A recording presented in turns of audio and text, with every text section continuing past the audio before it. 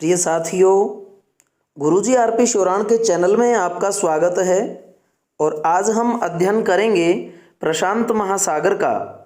तो देखिए, विश्व का सबसे बड़ा और सबसे गहरा महासागर प्रशांत महासागर है।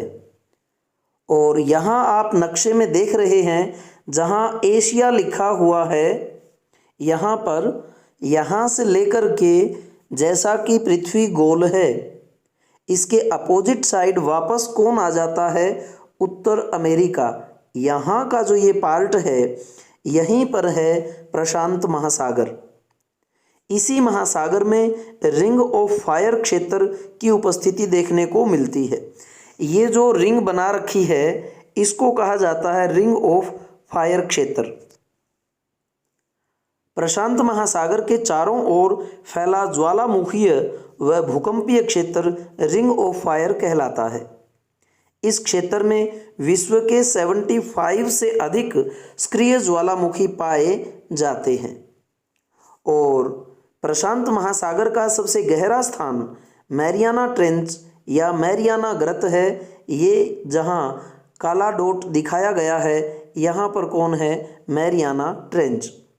कई बार प्रश्नों में पूछा जाता है कि मैरियाना ट्रेंच किस महासागर में है। विश्व का सबसे गहरा महासागरीय स्थान मैरियाना खाई ही है, यह बात आप ध्यान रखें। इसे ही चैलेंजर गर्त के नाम से भी जाना जाता है। प्रशांत महासागर में ही ऑस्ट्रेलिया के पूर्व की ओर क्वींसलैंड के तट पर ग्रेट बैरियर रीफ पाई जाती है।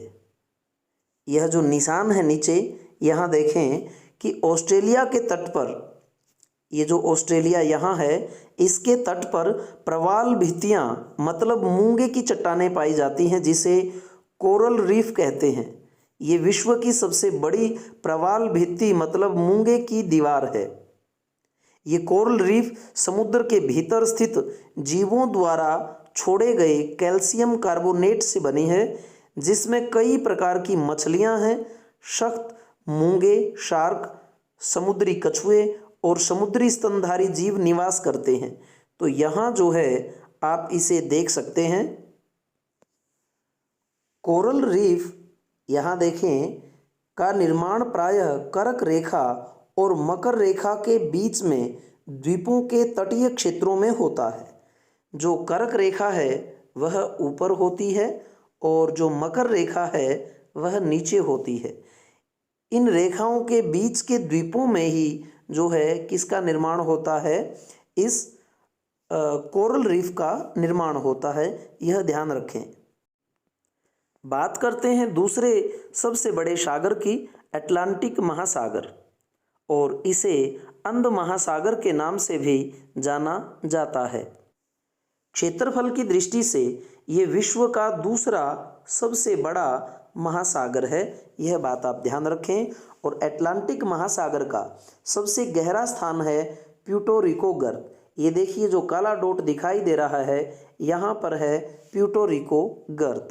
इस महासागर के उत्तर की ओर शांत एवं स्थिर जल का क्षेत्र है, जिसे सारगैसो सागर कहा जाता है। इस काले डॉट के ऊपर आपको एक और छाया दिखाई दे रही होगी, इसे कहा गया है सारगैसो सागर। और इसकी जो तस्वीर है वह नीचे है। इस प्रकार का ये सारगैसो सागर है। सारगैसो सागर चारों ओर से समुद्र से घिरा हुआ है, इसलिए इसका कोई भी तट नहीं है, इसका कोई किनारा नहीं है। सारगैसो घास एक विशेष प्रकार की समुद्री वनस्पति होती है, जिसके लिए ये काफ़ी प्रसिद्ध है। और आपने यहाँ पर देखा, प्रशांत महासागर में जो सबसे गहरा स्थान था वह था मैरियाना ट्रेंच। तो आप इस बात को विशेष ध्यान रखेंगे। यहीं पर देखें बरमूडा ट्रायंगल, ये जो लाल निशान दिखाया गया है, यह है बरमूडा ट्रायंगल। उत्तर अटलांटिक महासागर में स्थित एक क्षेत्र है, जहां खतरनाक हवाओं के चलते कई सारे पानी के जहाज और हवाई जहाज लापता हो जाते हैं। पानी के अंदर वाले भी, और जो ऊपर से उड़कर जाते हैं वो जहाज भी यहाँ लापता हो जाते हैं। इसे डेविल्स ट्रायंगल के नाम से भी जाना जाता है। इसकी तस्वीर यहाँ देखें आप, इस तरह का यहाँ पर एक सर्कल बनता है पानी का इस तरह, और इसमें जो बड़े बड़े जहाज हैं वो भी डूब जाते हैं। कई बार आपने देखा होगा कि कई जहाज लापता हो जाते हैं। वो हवाओं का दबाव क्षेत्र भी हो सकता है और पानी का भी ऐसा क्षेत्र हो सकता है जिसका भंवर बनता हो, और भंवर में जो है वो विलीन हो जाते हैं। बात करते हैं तीसरे सबसे बड़े सागर की, और उसका नाम है हिंद महासागर। तो जो हिंद महासागर है वह दुनिया का तीसरा सबसे बड़ा महासागर है, जो कि दक्षिणी एशिया, अफ्रीका और पश्चिमी ऑस्ट्रेलिया के बीच में स्थित है। यहाँ देखिए, ये हिंद महासागर, हमारा जो ये भारत है वह यहाँ पर है। ये जो भारत नीचे आपको दिखाई दे रहा है, और यहीं ये ऑस्ट्रेलिया रहा आपका, और ये जो है अफ्रीका, यहाँ पर ये अफ्रीका और पश्चिमी ऑस्ट्रेलिया, अर्थात ये जो है ऑस्ट्रेलिया का कौन सा भाग हो गया, इस साइड वाला पूर्व और इस साइड वाला इसका पश्चिम। तो यहाँ पर इसकी स्थिति है। हिंद महासागर का सबसे गहरा स्थान है सुंडागर्त। कौन सा स्थान है? सुंडागर्त। ये देखिए तीर का निशान यहाँ गया है काले डॉट पर, ये आपका सुंडागर्त कहलाता है, जिसे पहले जावागर्त के नाम से भी जाना जाता था। तो सुंडागर्त को ही कहते हैं जावागर्त, पहले कहा जाता था। सूंड जो है जावा जाता है वहाँ, कहाँ? ये हिंद महासागर में इसका स्थान है, सबसे गहरा स्थान। तो यहाँ आपने देखा मैरियाना ट्रेंच था, और यहाँ पर आपने देखा प्यूर्टो रिको था, और यहाँ आ गया ये आपका सुंडा। तो इन चीज़ों को आपने ध्यान से देखना है कि किस सागर का कौन सा क्रम है और वहाँ का सबसे गहरा स्थान कौन सा है। आगे आ जाता है आर्कटिक महासागर। ये देखिए जो सबसे ऊपर लिखा है ये है अपना आर्कटिक महासागर। आर्कटिक महासागर दुनिया का सबसे छोटा महासागर है, जो पृथ्वी के उत्तरी गोलार्ध में स्थित है, जिसका ज़्यादातर विस्तार उत्तर ध्रुवीय के आसपास है। ये देखिए सबसे ऊपर जो नाम है वह है आर्कटिक महासागर, यहाँ ऊपर आर्कटिक महासागर, और इसे ही छिपता हुआ महासागर कहते हैं, क्योंकि ये साल में अधिकांश समय बर्फ से ढका रहता है। तो हम इसे क्या कहेंगे? छिपता हुआ महासागर। तो इस चीज़ का आप विशेष ध्यान रखेंगे।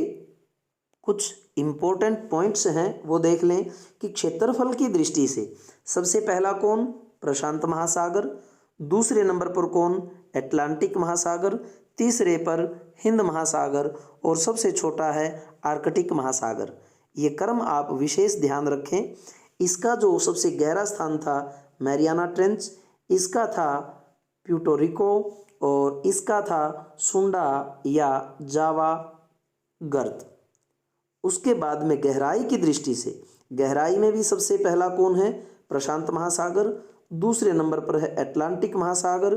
तीसरे नंबर पर है हिंद महासागर, और सबसे छोटा है आर्कटिक महासागर। इन बातों का विशेष ध्यान रखें।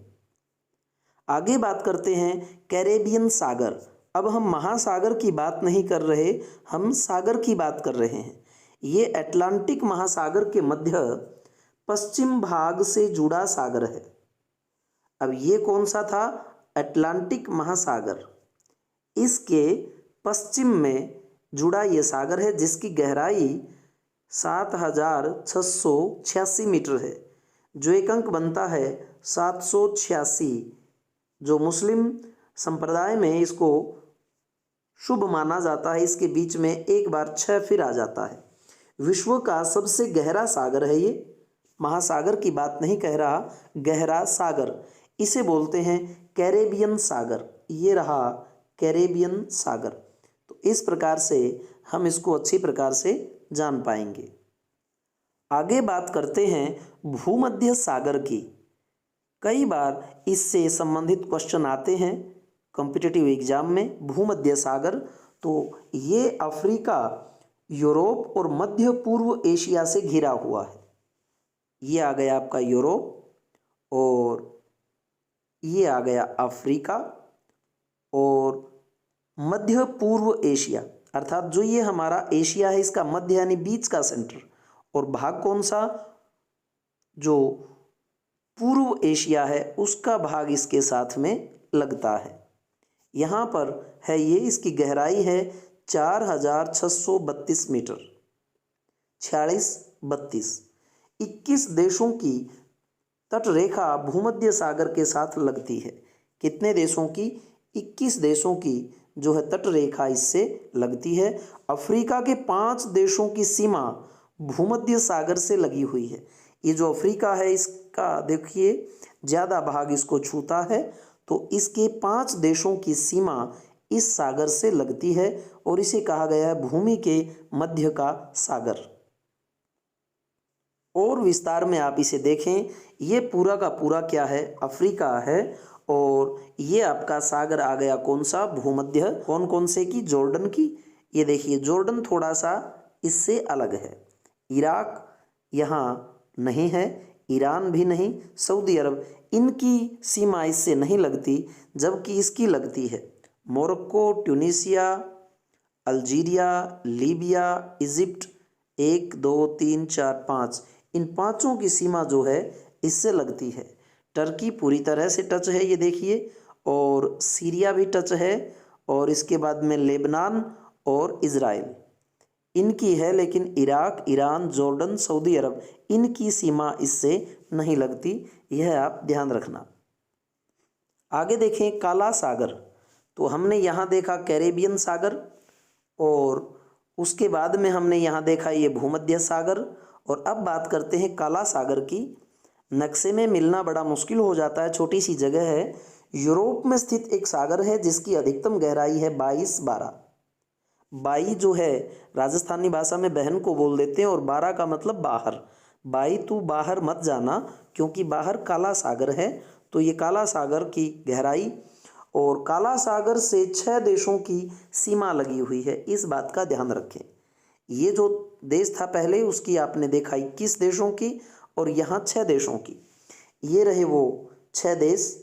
काला सागर देखो रूस के इस साइड में पड़ता है, और यूक्रेन के भी इस साइड में, रोमानिया के इस साइड में, बुल्गारिया के इस साइड में, और टर्की के इस साइड में, और जॉर्जिया के इस साइड में। तो इस प्रकार से 6 देशों के बीच में ये सागर है काला सागर। नोट, स्थान शब्द अगर किसी देश के आखिरी में आता है तो उसकी सीमा काला सागर से नहीं लगती है, जैसे कजाकिस्तान, उज्बेकिस्तान। तो तान वाले इससे टच नहीं है, बाकी जो हैं वो 6 देश यूरोप के इसके साथ में टच हैं। आगे एक सागर है मृत सागर। तो देखिए यही घूम रही है तीनों सागरों की एक लाइन, भूमध्य सागर, काला सागर और मृत सागर।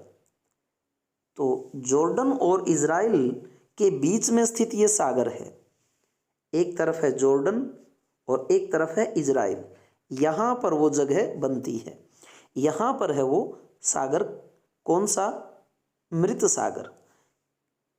जॉर्डन, जैसे जाड़ा शब्द इसको बोल देते हैं, या जाड़ा सर्दी, सर्दी में मृत आदमी मर जाता है, यहाँ इस तरह से हम याद करेंगे कि जॉर्डन के और इज़राइल के बीच में है। अधिकतम गहराई 300 मीटर के लगभग है। ध्यान रखिएगा कि वान झील के बाद सबसे अधिक लवणता मृत सागर में मिलती है। सबसे पहले कौन सी झील का नाम आया, वान झील, और इस झील के बाद दूसरा नंबर आता है मृत सागर का। और देखिए वान झील की लवणता कितनी है, 330%, और मृत सागर की लवणता है 238%। तो यह बात ध्यान रखने वाली है कि सबसे ज़्यादा लवणता किस झील की है, वान झील की, कि वाह आपको मान गए। और मृत सागर जो है उसकी 238% है।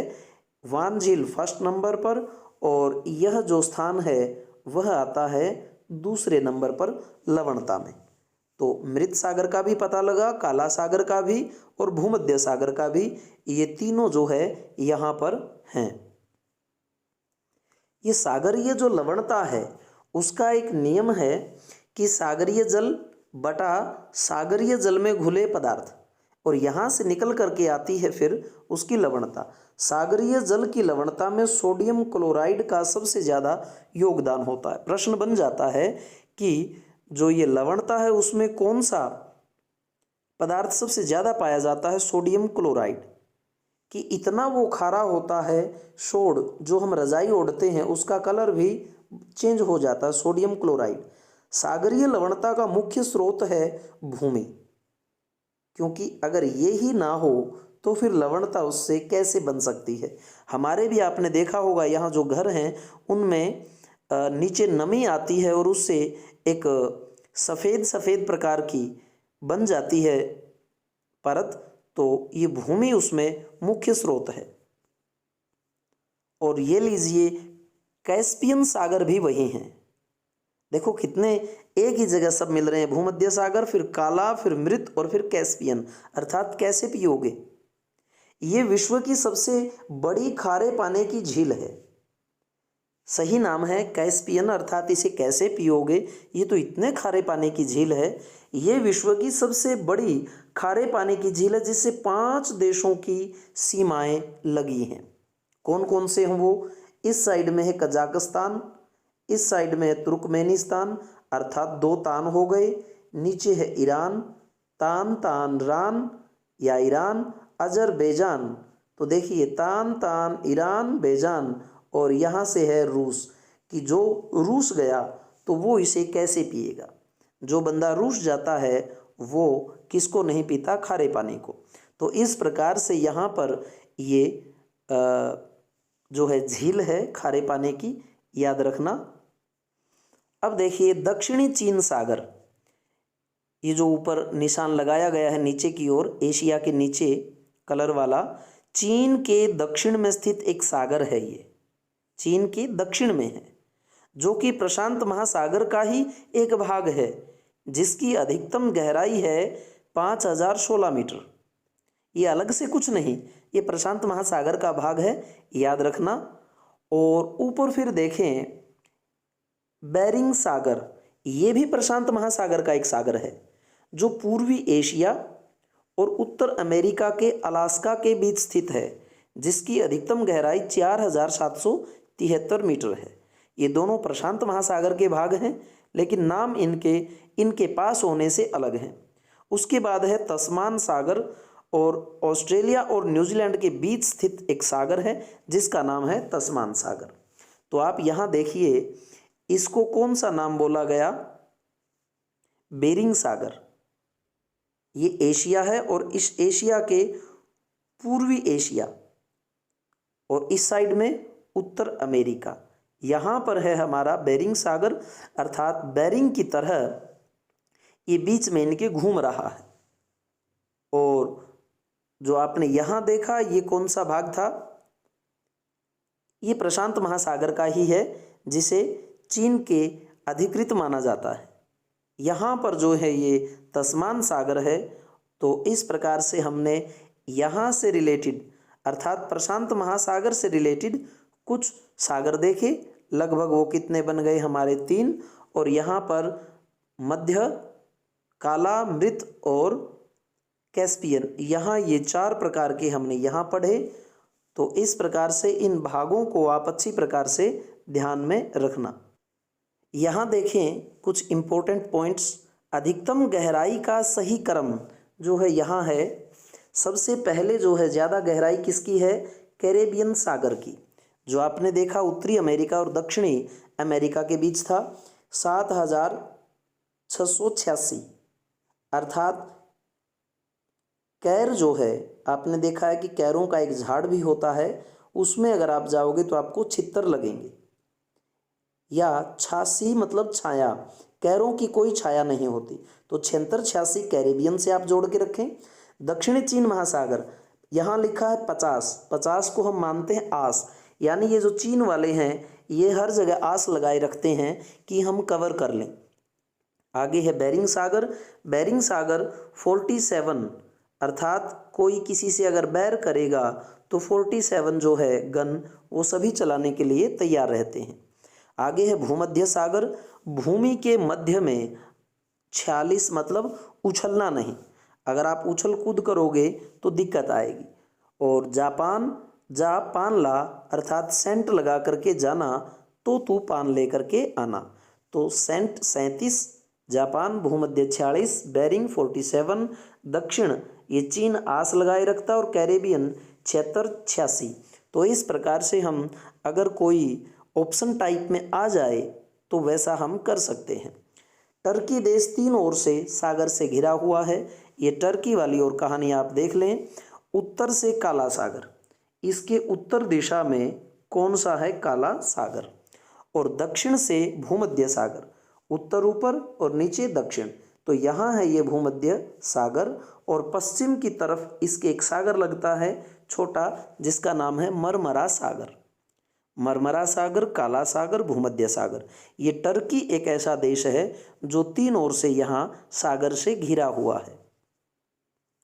तो 3 क्वेश्चन मैं आपसे पूछता हूँ, उनके आंसर आप जरूर कमेंट में लिखें कि टर्की के उत्तर में कौन है। हमने टर्की के उत्तर, दक्षिण और पश्चिम में पढ़ा था, तो आपको बताना है कि टर्की के उत्तर दिशा में कौन है और टर्की किन के मध्य में स्थित है। यह बात आप ध्यान दे लेना। ये देखिए प्रश्न IAS 2014 में आया हुआ है, सामान्य प्रश्न नहीं है। और उसके बाद निम्नलिखित सागरों का पश्चिम से पूर्व सही क्रम क्या है? अगर पश्चिम से हम पूर्व की ओर चलें तो सही क्रम क्या रहेगा? तो इन तीनों के आंसर आप जरूर बताएं कि किस प्रकार से ये क्रम चलेंगे। इसका मैं देखूंगा कि आपने कितने ध्यान से इसे पढ़ा। तो गुरुजी RP शोराण जो हमारा चैनल है उसको सब्सक्राइब कीजिए। और आप किस प्रकार से हमसे अपेक्षा करते हैं अध्ययन करवाने की, अगर कोई आपका ऐसा सुझाव है तो ज़रूर बताएं। चैनल सब्सक्राइब अवश्य करें और हमारे साथ बने रहिए। जय जवान जय किसान।